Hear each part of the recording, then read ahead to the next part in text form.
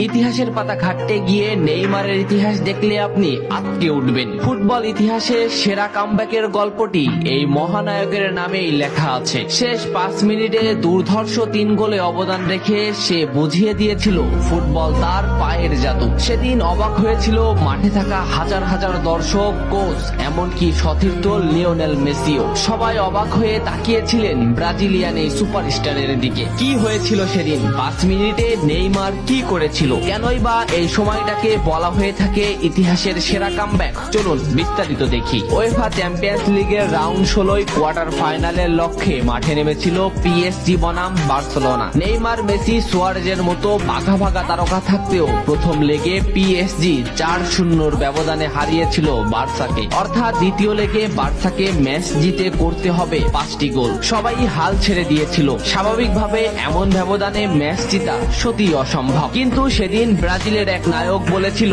এটা সম্ভব, আমরা এটা করে দেখাবো। যেভাবেই হোক না কেন আমরা দলকে ম্যাচ জেতাতে চাই। 2017 সালের 8 মার্চ অনুষ্ঠিত হয় এই ম্যাচের দ্বিতীয় লেগ। ম্যাচের শুরু থেকেই ক্ষিপ্ততা আর দক্ষতা দেখাতে শুরু করেন নেইমার। এই ম্যাচে যেন আবির্ভাব হয় কোন এক নতুন নেইমারের। এই নেইমারকে তো কেউ চেনে না। ম্যাচের 3 মিনিটেই লুইস সুয়ারেজ পেয়ে যায় প্রথম গোলের দেখা। এরপর নেইমারের ক্ষিপ্ততায় একের পর এক আক্রমণ সাজাতে থাকে বার্সা। এদিন যেন